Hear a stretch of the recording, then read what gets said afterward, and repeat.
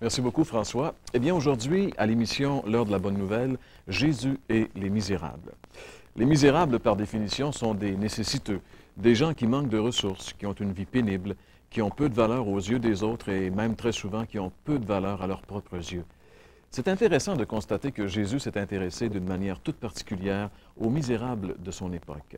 Pour Jésus, les misérables ont une grande valeur car ce sont des êtres créés à l'image de Dieu, qui ont besoin du salut que Jésus lui-même est venu accomplir sur la croix.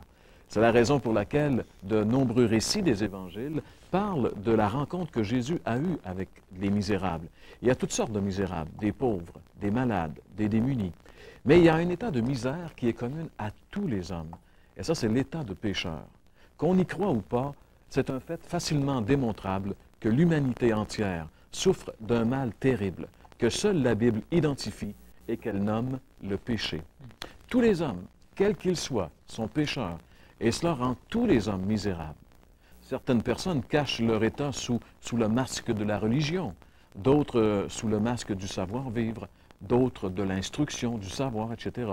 Mais quoi qu'il en soit, l'homme est pécheur.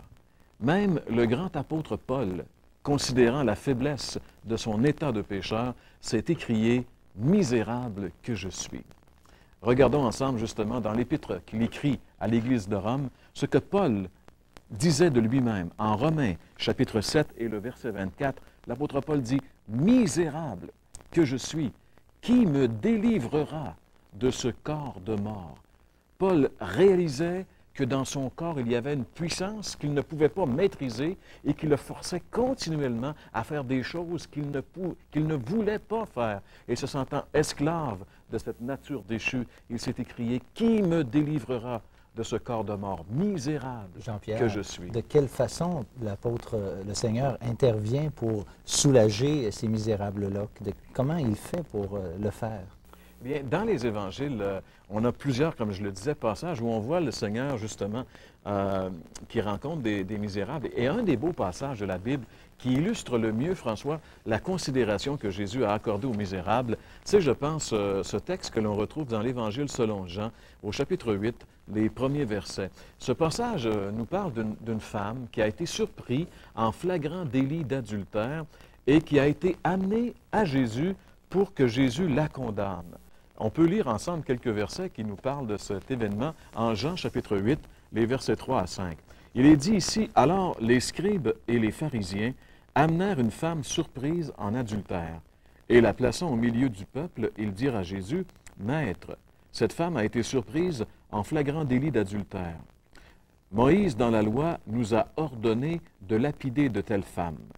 Toi donc, que dis-tu? » Il est question ici des scribes et des pharisiens. Et habituellement, lorsque la Bible nous parle des scribes et des pharisiens, elle souligne l'hypocrisie et la mesquinerie religieuse. Jean-Pierre, tu pourras peut-être nous expliquer, là, en passant, qui sont ces scribes et ces pharisiens? Oui, merci Gaston de le rappeler, parce qu'il y a peut-être beaucoup de gens qui nous écoutent et qui se demandent quels sont ces genres d'individus qui s'appellent les scribes et les pharisiens. Eh bien, c'était en Israël les docteurs de la loi de Moïse. C'était ce qu'on pourrait qualifier aujourd'hui de gens qui sont des théologiens, par exemple. C'était ceux qui étaient chargés de transcrire la loi de Moïse, le code de la religion juive, de l'expliquer et de l'enseigner au peuple.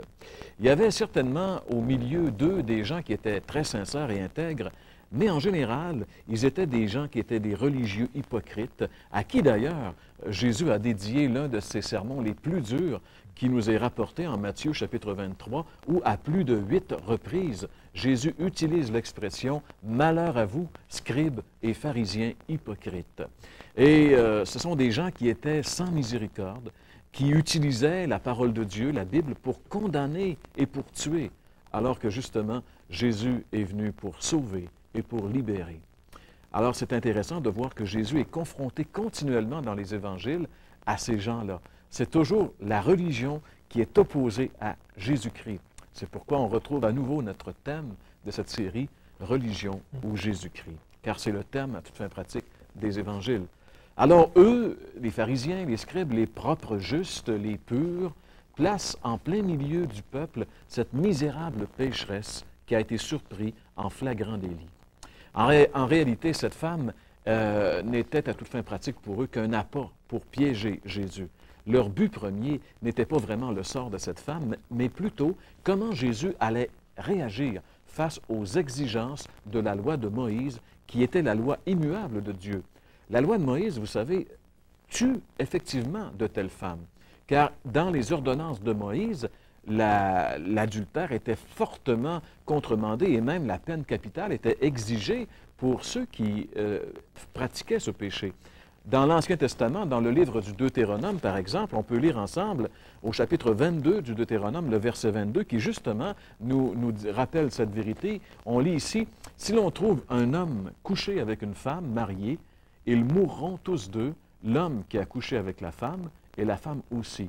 Tu ôteras ainsi le mal du milieu d'Israël. » Le livre du Deutéronome nous rappelle cette vérité qui était aussi mentionnée dans un autre livre de l'Ancien Testament, le livre du Lévitique. Alors, Jésus, qu'est-ce qu'il va faire avec le cas qui lui est apporté? Va-t-il tout simplement appliquer la loi de Dieu, la loi de Moïse, en disant oui, elle a brisé la loi, donc il faut appliquer la loi, on va simplement la lapider, c'est-à-dire qu'on va lui lancer des pierres jusqu'à ce qu'elle meure. C'était la façon de faire des scribes et des pharisiens.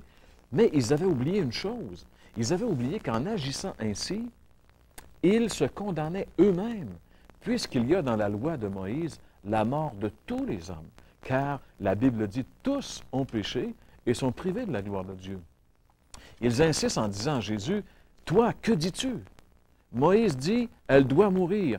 Toi, que dis-tu? » Nous voyons ici vraiment l'opposition qu'ils veulent opposer à Jésus, mettre Jésus dos à la loi de Moïse pour pouvoir le condamner.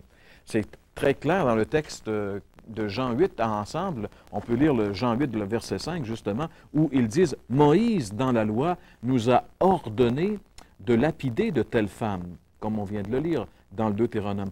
Toi donc, que dis-tu? » Alors là, ils croyaient vraiment avoir coincé Jésus, si vous voulez, au pied du mur. Ils l'ont mis dans un coin. Ils croient que Jésus ne pourra pas s'en sortir sans être obligé de faire un accroc à sa réputation. Mais Jésus, justement, il n'entrera pas dans ce jeu mesquin.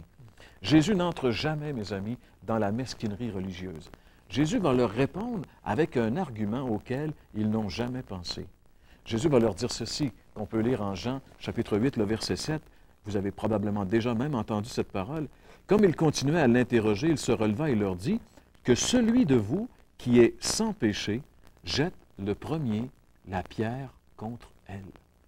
Quelle parole de sagesse le Seigneur Jésus a amené pour trancher ce dilemme. Eux, ils croyaient l'avoir coincé, mais ils vont réaliser que c'est un peu le contraire qui va se produire. Ils voulaient une réponse de Jésus, bien, ils vont avoir une réponse, la réponse de Dieu, pour quiconque veut accuser son semblable devant Dieu. Celui qui n'a pas de péché lance la première pierre. Tout homme, quel qu'il soit, possède une nature pécheresse qui est capable des pires atrocités. La Bible nous dit à plusieurs reprises que tous les hommes sont des pécheurs. C'est particulièrement vrai dans une épître, une lettre qu'on a dans le Nouveau Testament qui s'appelle l'Épître aux Romains, où l'apôtre Paul va expliquer justement ce principe du péché qui habite tous les hommes. Et en l'expliquant, il fait référence aussi justement aux gens religieux qui se croyaient à cause de leur religion meilleurs que les autres et qui se permettaient même de condamner les autres alors qu'ils faisaient la même chose. En Romains, justement, au chapitre 2 et au verset 1, on lit ceci. « Ô homme, qui que tu sois, toi qui juges, tu es donc inexcusable, car en jugeant les autres, tu te condamnes toi-même, puisque toi qui juges, tu fais les mêmes choses. » Alors voyez-vous, les gens qui accusaient cette femme et qui voulaient que Jésus donne son verdict, alors Jésus va retourner maintenant l'accusation sur eux. La Bible nous montre qu'il est très hasardeux à un pécheur d'accuser un autre pécheur quand il commet le même péché. Quelle fut donc la réaction des accusateurs de cette femme devant l'argument massu que Jésus a employé?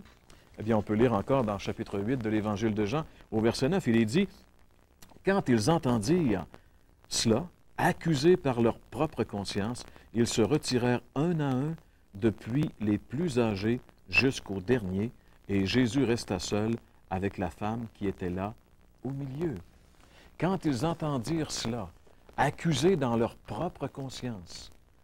Quand Jésus a dit « Celui qui est sans péché lance la première pierre », ils ont tous réalisé que personne ne pouvait lancer une pierre parce que leur conscience était en train de les accuser et leur conscience leur disait qu'ils étaient tous pécheurs et tous coupables. Jésus a éveillé leur conscience et maintenant, on peut dire que c'est l'accusateur qui devient l'accusé. Tout se retourne soudainement contre eux. Ils voulaient prendre Jésus en défaut, ils voulaient tuer cette misérable, mais maintenant, c'est eux qui s'en retournent la tête basse, accusés dans leur propre conscience. Et que reste-t-il dans ce tableau? Eh bien, il reste Jésus seul avec la femme. Et quand on y pense, on retrouve ici un des plus beaux tableaux de la grâce de Dieu. La pécheresse et le sauveur des pécheurs. Augustin a dit de ce passage, nous y voyons la plus grande misère devant la plus grande miséricorde. Et vous savez, mes amis, c'est là où doit se retrouver un jour ou l'autre tout pécheur, c'est-à-dire tout seul devant Jésus. As-tu vécu cette expérience? T'es-tu retrouvé un jour seul face à Jésus, convaincu de ton péché? Vous savez, si Jésus n'avait pas été là, cette femme serait morte. Mais maintenant, ses accusateurs se sont évanouis. En Jean chapitre 8, le verset 10, on lit ensemble ceci. « Alors, s'étant relevé et ne voyant plus que la femme, Jésus lui dit, « Femme, où sont ceux qui t'accusaient? Personne ne t'a-t-il condamné? » La meilleure chose qui pouvait arriver à cette femme, finalement, c'était que, justement, elle soit amenée à Jésus.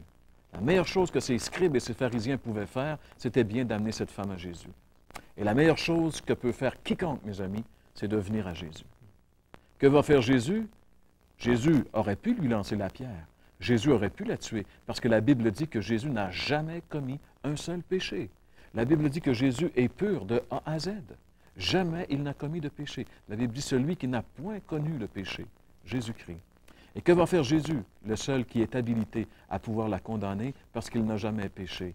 Eh bien, regardons ensemble dans la Bible, qu'est-ce que Jésus va faire? Au verset 11, Jean chapitre 8, le verset 11, elle répondit, « Non, Seigneur. » Et Jésus lui dit, « Je ne te condamne pas non plus. Va et ne pêche plus. » Jésus dit, « Je ne te condamne pas non plus. » Aucun homme n'a pu condamner cette misérable parce que, en la condamnant, il se condamnait lui-même. Le seul qui pouvait la condamner ne la condamne pas non plus. Pourquoi? Parce qu'il l'aime. Il ne veut pas qu'elle meure, mais il veut qu'elle vive. Dieu, mes amis, aime les pécheurs. Oh, la Bible dit que Dieu déteste le péché, mais il aime les pécheurs. Et tel est le message essentiel de toute la Bible. Tel est le message essentiel de l'Évangile. Dieu aime les pécheurs. Qui que vous soyez, quoi que vous ayez fait, sachez que Dieu vous aime. Et Dieu voudrait changer votre vie. Dieu voudrait vous pardonner, vous libérer, car le péché met un esclavage sur les hommes. Jésus a dit à cette femme, « Je ne te condamne pas, va. » Jésus a libéré cette femme.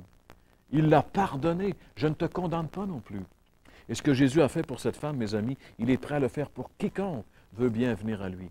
Jésus peut vous libérer de l'esclavage du péché, vous pardonner, vous renvoyer libre et, ce qui est encore mieux, vous donner la force de vivre une vie nouvelle.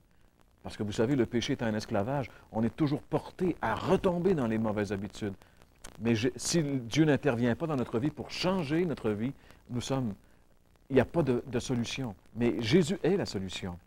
C'est ça l'Évangile. J'ai Dieu qui aime les pécheurs. En Jean, chapitre 3, justement, le verset 16, c'est un peu ce qu'on a appelé le verset qui résume tout le message de la Bible. Il est dit en Jean 3, 16, « Car Dieu a tant aimé le monde qu'il a donné son Fils unique, afin que quiconque croit en lui ne périsse point, mais qu'il ait la vie éternelle. » Dieu a tant aimé le monde, mes amis, c'est-à-dire vous et moi.